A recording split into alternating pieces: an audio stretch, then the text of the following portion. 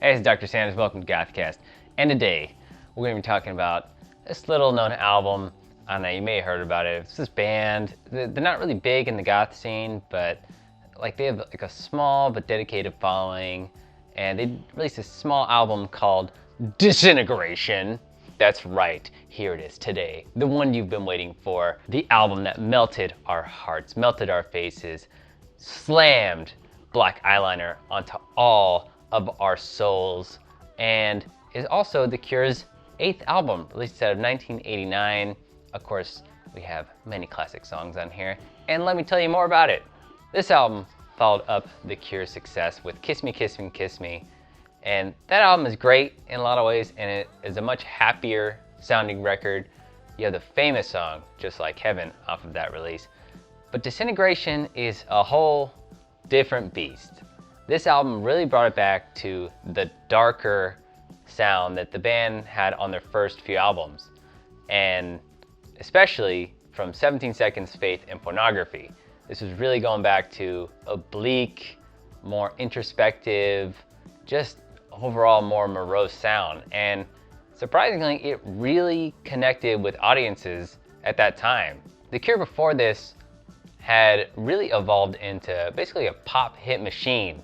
And I know a lot of people disagree with that because I know they have guitars and lots of stuff, but they had so much success with like Love Cats, In Between Days, Catch. They had a lot of really, while kind of dark in their own way, especially with like Close to Me, sort of a romantic sensibility to them, they were a lot poppier, especially if you look at songs like Hot, Hot, Hot. And with Disintegration, they went back, mostly due to Robert Smith wanting to do something darker as a change, and it really paid off. When writing for this album, Smith was actually really frustrated by the change in the band. He felt that The Cure become just like arena rock and was kind of frustrated by that and wanted to kind of take it to more introspective, more honest place. And he actually started taking LSD again, which is something he hadn't done for quite a while. There were all kinds of really crazy things that happened. Of course, one of the most famous being the firing of Lowell Tolhurst, who had been with the band since the beginning. And this was a really difficult thing to come to terms with because he had a huge alcohol problem and just a lot of different problems. I recommend you read Cured, Lowell Tolhurst's book. It's really good. Talks about this in depth.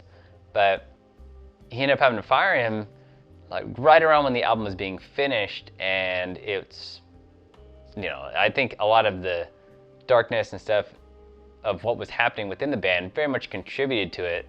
But the sound of the album and the quality of the songs is really what matters. And Disintegration is one of the best albums ever made, in my opinion. Especially if you like this kind of music. It has jangly, effect-laden guitars that have a lot of different space and are just really, really beautiful sounding. Of course, the keyboards and synths are a major point of this release and are often the driving melody in a lot of the songs. That's not very surprising with The Cure, of course. But just the way the arrangements are done is what I think really makes this album succeed. You can tell, and even from reading a lot of stuff about the production of this album, that they really decided to demo a lot and really hone the way in which they wanted the songs to be, like what the structure would be, and taking a long time to write lyrics that would be perfect for their vision. And Robert Smith was actually planning on maybe doing a solo release with this, because The Cure was doing all this kind of more upbeat, sort of poppier type music, or just happier sounding music with the previous albums. He was thinking, oh, well, he had these demos and was like, well, let me present them to the band first to see if they like them. And then if they like them, I'll do it as a Cure album. If they don't, then maybe I'll do it as a solo release. Of course, once they heard it, everyone agreed that, okay, we can go forward with this. And of course this is gonna be a Cure release, we're not just gonna shoehorn us into this one thing because that's what we're doing well or doing successfully. So it was just decided right there, okay, let's get this done. So many good songs. I mean, there's so many really, really famous songs, especially to a lot of goth people out there. The most famous probably being Lullaby, at least for many people now. First single off the release, great video by Tim Pope. And by the way, if you're not familiar, Tim Pope had been taking care of a lot of The Cure's music videos around this time and really gave them that kind of signature, kind of playful look that they got. But man, you gotta be kidding me if you think this isn't kind of like a sort of like Tim Burton nightmare thing in this video. I really, really enjoyed the Lullaby video. I think like most people do. And it just works. Apparently the song was written by Smith about nightmares that he was having. I think he's given a few other reasons as to where the inspiration came from, but as far as I know, it was like an inspiration from this nightmare, which he had been known to do. Of course, another famous song is Love Song. It is a song about love that Smith wrote for his wife, Mary. They had actually tied the knot not too long before this and presented it as a wedding present to her, which is just makes the song all the better, doesn't it? Has never been really my favorite song from this album. I think it just is really overplayed for me, which is weird to say since a lot of The Cure is obviously played a lot. But something about Love Song, it just never really clicked with me. It's very hard to describe. One thing about it is the shortest song on this album. There are a lot of really, really long songs on this release. Love Song is like the only average length song on here, which comes in at under 4 minutes. Every single song beside Love Song is over 4 minutes, and some of them, I think the longest one's like 9 minutes and 20 seconds. So the same Deep Water as You. So that's really crazy. I mean, to be able to have an album that sold that many copies and whatever, and you have songs that are that long on it, because, you know, like we know with music taste and of course mainstream music, because a lot of times it's short, you know, 3 to 4 minute songs with a verse, chorus. And Disintegration has extremely long intros, just very long instrumental pieces within songs, and even the mixing of this album is very interesting. It definitely seems like they took an approach to kind of mix a lot of the vocals a little bit lower on some songs than you think they would. You know, at least for the 80s especially, which hooks and all this stuff. And the album does have a lot of that, especially like Pictures of You and all this. Like, they're very catchy songs, but the way they present them is in a very blended, kind of seamless way. So it's just so good. Of course, you have two of the greatest opening and closing songs ever.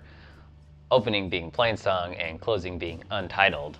Which, by the way, I can't believe The Cure got away with calling the song Untitled when they're that big. Both amazing tracks, and Plain Song being a great lead-in to what would be an album that sonically very much matches what the opener is. And Untitled, I've always really enjoyed the kind of slow opening, and the keyboard sound it's great. It sounds like kind of like an accordion thing. It's just awesome.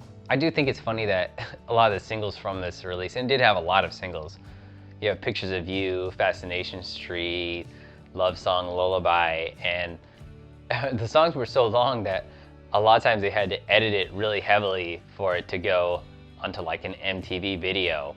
And so like the whole intro to Pictures of You is cut down to basically start when like the vocals are going to start. That always kind of cracked me up, because it's like, oh, this album's so good, whatever, but like MTV has like a short attention span, and a lot of these songs were hits, and it kind of surprised the band. There was definitely some mixed reactions initially. A lot of people really liked it when they were reviewing it in the 80s, but there was definitely some criticism from some publications going, why is this so dark and morose and like so, a lot of people thought it was boring. That's kind of a bummer, but I would say more often than not, people were either commending them for taking it back to some of their earlier albums, or saying like what they're doing now is very successful.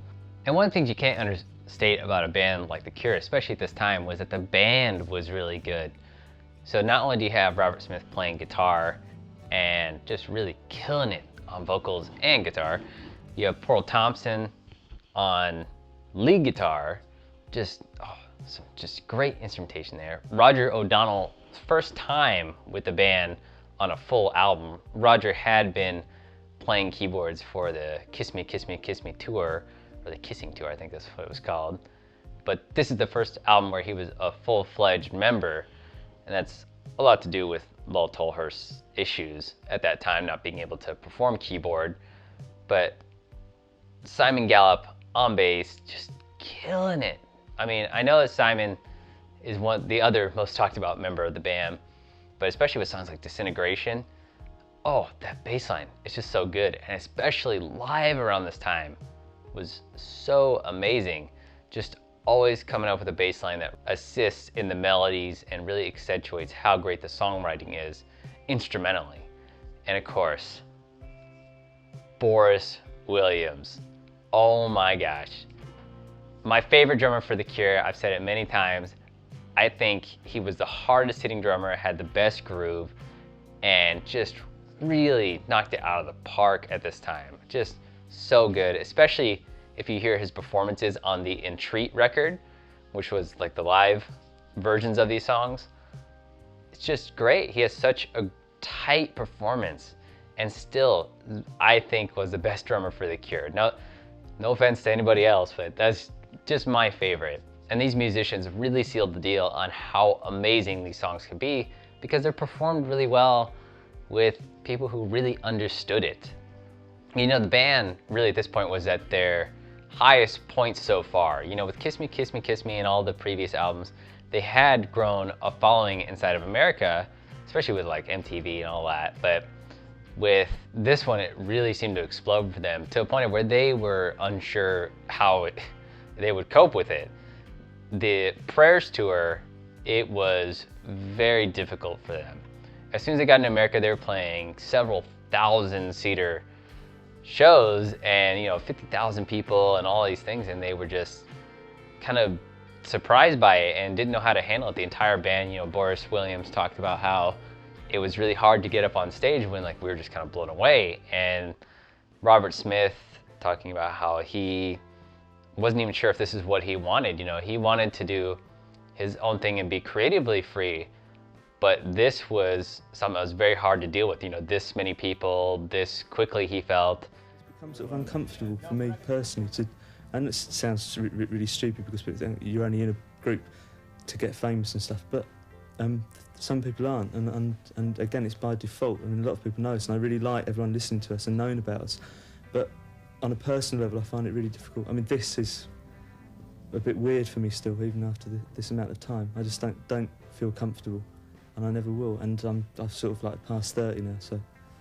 And there was a lot of arguing with the band, and there was like different drugs that were coming into the picture at this point, and a lot of times they would just get into arguments because it was just hard to deal with this kind of success. Just like a lot of people, you know, he really struggled with it. But you know, by 1990, and especially 91, Robert Smith did not really enjoy doing this kind of big touring schedule type thing where they're playing these big arenas and everything. And so kind of went back and worked on the releases of Mixed Up and Entreat. And it's very kind of interesting to see somebody, you know, who have been playing for so long at this point and just kind of be frustrated with the success of it, which is sad. You know, it's really sad that somebody would feel that way when they're doing something so great that so many people appreciate, but it's understandable. You know, it's a lot to take in as one person. I think a lot of this, especially with the moping, dark sort of thing, would definitely lead him to push Wish inside of a different direction. But even the departure of Lowell Tolhurst would lead to some issues as time went on, and maybe I'll talk about that some other time. But Disintegration, as a time capsule of that time and of success of the 80s, and one of the biggest albums of the 80s, it's just such a great sounding album. And still to this day, I think, although it may have some of the trappings of kind of 80s sounding music, especially with like the synthesizers and the way at least the drums are mixed, especially to me, sounds very late 80s. To me, it has a very timeless quality, and that's because it just seems to have I wouldn't say a purity to it, but an honesty to it, in that Robert Smith made the music that he wanted to make with the band that he knew was skilled enough to do it, and just feels very honest. Doesn't feel like it was a product made to be one of the biggest albums of all time. It just happened to become that. If you want to pick up the greatest version of it, there are definitely a lot of extended bonus editions. There are like multiple vinyl re-releases of this now. There are just so many different things. Also, I recommend, if you're the first time you're listening to The Cure, I recommend to not only when you listen to this, but to check out some of the music videos, because it was a pretty big part of the band's promotion of the album and an extension of the music that they were making. But I will be revisiting The Cure, as I always do, because it's just such a great band. There's a lot to talk about and lots of other albums I haven't reviewed from them yet. So anyway, go enjoy Disintegration.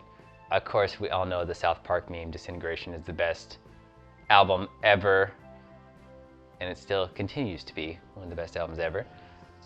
But until next time, make sure to stay spooky.